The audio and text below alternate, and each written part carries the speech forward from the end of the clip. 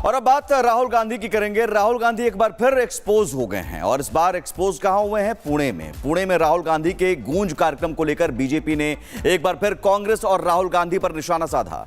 Teleprompter से लेकर मराठी में बोले गए वाक्य तक पर बीजेपी ने सवाल खड़े किए हैं। बीजेपी का तंज है कि जो कांग्रेस प्रधानमंत्री पर सवाल उठाती है, क्या वही कांग्रेस राहुल गांधी के टेलीप्रॉम्प्टर पर कुछ बोलेगी? पूरी रिपोर्ट देखिए।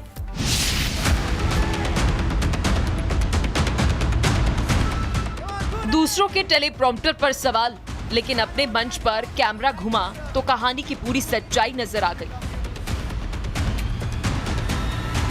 पुणे में राहुल गांधी के कार्यक्रम के बाद बीजेपी ने अब उनकी तैयारी, भाषा और मंच संचालन को लेकर सवालों की झड़ी लगा दी है।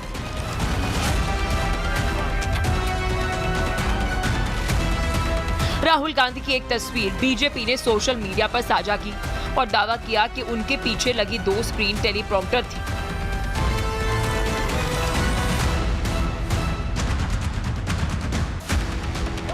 जिस तकनीक को लेकर विपक्ष और कांग्रेस प्रधानमंत्री मोदी पर निशाना साध रहे हैं, बीजेपी अब उसी तकनीक को राहुल के मंच से जोड़कर सवाल पूछ रही है।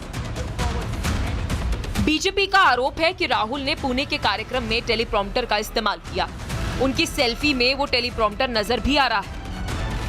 कांग्रेस के युवराज पुणे में 2 बार एक्सपोज हुए और बीजेपी को राहुल पर तंज कसने का एक और मौका मिल गया। पुणे में राहुल का गूंज कार्यक्रम था, लेकिन मराठी में 3 शब्द भी नहीं आते थे। एंकर ने राहुल को सिखाया और ये सब माइक पर सुनाई दिया और कैमरे में रिकॉर्ड भी हो गया। I'll ask you a thing. Yeah. So we just address them in Marathi saying Pune Manje Prem. Okay. It means Pune means love. Pune Manje Prem. Pune Manje Prem. Pune Manje Prem. I'll ask you. Yeah. And I say Pune Manje Prem. Stage पर राहुल गांधी कुछ ऐसे expose हुए। Anchor ने सिखाया और राहुल ने वही line दोहरा भी दी। सर पुणे में आए हैं तो पुणे वालों के लिए भी तो कुछ खास मैसेज सर। पुणे मंजे प्रेम। Thank you. पुणे मंजे प्रेम। पुणे मंजे प्रेम। क्या बात है।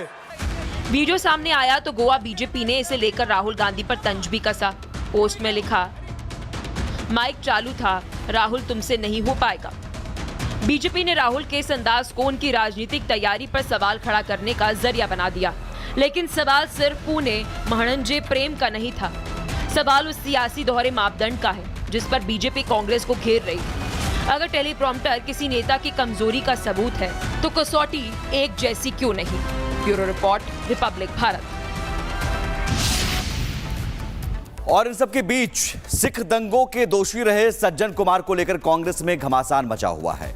एक तरफ तो राहुल गांधी के करीबी दीपेंद्र हुड्डा के बयान से कांग्रेस के अंदर भूचाल आ गया और दूसरी तरफ पंजाब में कांग्रेस के बड़े नेता रहे पूर्व सीएम चरणजीत सिंह चन्नी ने सज्जन कुमार को सिख कौम का कातिल बता डाला है। अब सवाल यह है कि कांग्रेस किसके साथ खड़ी है?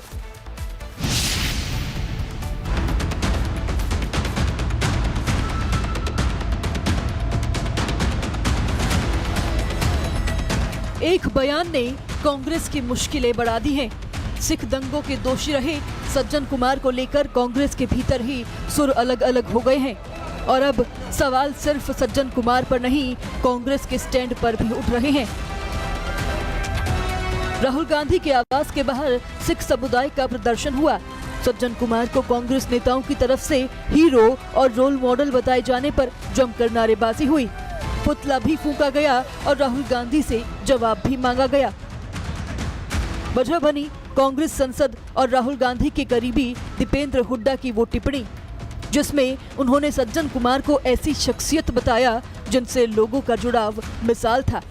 यानी जिस नेता को अदालत ने सिख विरोधी दंगों से जुड़े मामलों में उम्र कैद की सजा दी, उसके निधन पर कांग्रेस के बड़े नेता के सुर कुछ और ही थे।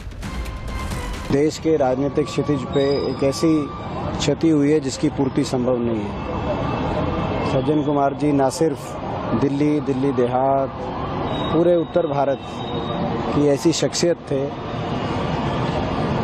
जिनका लोगों से जो जुड़ाव था वो एक मिसाल है। हमारे पूरे देश में उनकी मिसाल दी जाती है और किस तरीके से लोगों के सुख दुख के निभाने वाले। हुड्डा के इसी बयान पर पार्टी में दो फाड़ नजर आई। पंजाब के पूर्व मुख्यमंत्री चरणजीत सिंह चन्नी ने सज्जन कुमार को सिख कौम का कातिल और मानवता पर धब्बा करार देते हुए दीपेंद्र हुड्डा के बयान की निंदा की।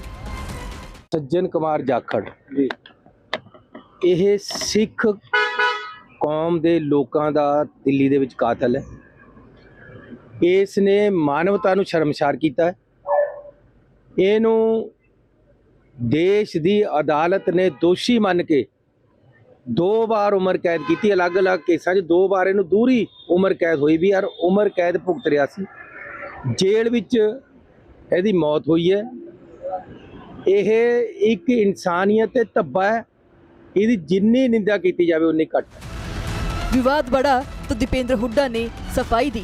कहा कि उन्होंने सज्जन कुमार के लिए रोल मॉडल शब्द का इस्तेमाल ही नहीं किया। सबसे पहली बात तो ये शब्द का प्रयोग मैंने किया ही नहीं, ना ये शब्द का प्रयोग किया, ना कोई ऐसी भावना थी, ना हो सकती। ये मेरे मुंह में डाला जा रहा है उन लोगों द्वारा जो भाईचारे को तोड़कर पर अपनी राजनीति करना चाह रहे हैं। मामले ने सियासी रंग भी पकड़ लिया है। शिरोमणि अकाली दल ने कांग्रेस पर हमला बोलते हुए कहा कि पंजाब में कांग्रेस की अंतिम अरदास तय है और 1984 को लेकर सिख समाज की नाराजगी को चुनावी मुद्दा बनाने की तैयारी भी साफ दिखाई दे रही है। राहुल के घर के बाहर सिखों का गुस्सा।